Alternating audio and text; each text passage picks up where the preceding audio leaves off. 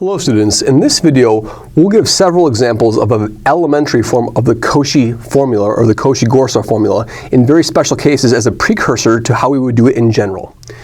So let's consider two special cases. Let's first consider, suppose that f of z is the sum, n goes from 0 to infinity, of some numbers an times z minus a on a number a to the power n. So it has a valid Taylor series, and that this series is valid, it converges in a disk z minus a less than r, right? And here we'll let r be infinity, so it could be the entire complex plane, right? But I'll let r be fixed in this case. Then I want to know what happens as I integrate this function f over any closed curve, right? We know that this is going to be, and let's suppose actually that we can, the convergence is actually uniform too, so I can pass through limits, okay? So here comes a little bit of analysis too, right? Then we saw in a previous video that f of z, then the sum, n goes from 0 to infinity of an z minus a to the power n converges uniformly in what? In z such that z minus a less than r, less than or equal to r,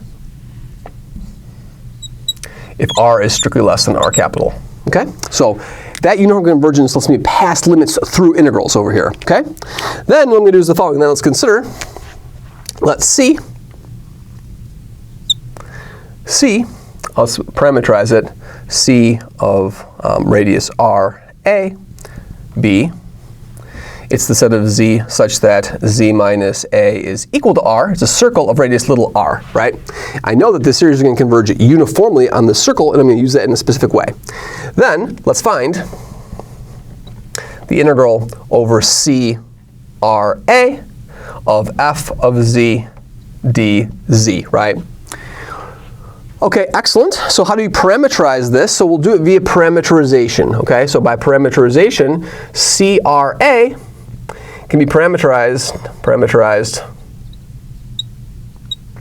by z of t, which is a plus r e to the I t, where t goes between what and what? Where t is go between 0 and 2 pi. Okay, good. All right, so now integral over CRA of f of z dz is going to be the integral. It's going to be, well, one intermediate step, integral over CRA, the sum, n goes from 0 to infinity, of what? Of an z minus a to the power n, and then what? And then I have a dz. Okay? Now, by uniform convergence, what can we do? By uniform convergence, I can interchange this integral and this summation, okay? So this is going to be the sum. N goes from 0 to infinity. Integral over CRA of what? Of, I can pull those ANs out too, because those are just coefficients, right? And then I'm going to have a what? A z minus a to the power n dz. By plugging in this parameterization, what do we have? This is going to be the sum of an, the integral from 0 to 2 pi. And then the a's are going to cancel out, so I'm going to have an r, that's a fixed number, e to the I t to the power n dt. And this is going to be the sum.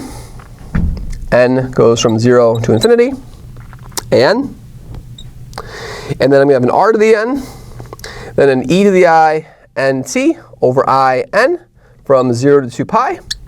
And all of these terms over here, for any n and z, we showed previously that as long as n is not negative 1, these are all 0. So this thing integrates to 0. So in other words, if I integrate over the circle, this this function defined by power series is not only going to be differentiable, but is not going to be holomorphic, but that holomorphic function is going to integrate to 0 over that circle. Beautiful. That's not the full Cauchy theorem. That is just an indication that Cauchy is probably true for this wide class of functions, which we're going to show is actually all of them in a minute. Okay? Good. Now let's do the second example. The second example uses regularity in Green's theorem. Example 2. Same situation. So let f of z be u of xy plus I v of xy in omega, in an open set omega, in an open set omega, and u and v are C1, continuously differentiable.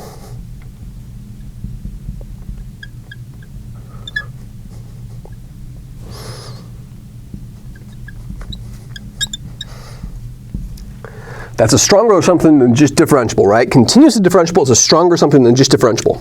Good. All right, now let's integrate this over in a closed curve in omega, right? So I'm gonna denote the fact that this curve over here, C, is gonna be closed, so it's gonna be a closed curve in omega, okay, of f of z dz. Okay, well, this is gonna be what? This is a closed curve, and so I'm gonna write this in component form. It's gonna be the integral over C of what? Of, this is a u plus I v, and then this is gonna be a dx plus I dy. Okay? So this is going to be what? So if I FOIL this out, I'm going to have a u dx, and then what dx, and an IV dx, right? Good. And then so we're going to have a what? And so we're going to have a, what are the real terms over here? Well, it doesn't matter so much. We're going to have that. Good. So I have a u dx, u plus I v dx, plus negative v plus I u dy. Okay?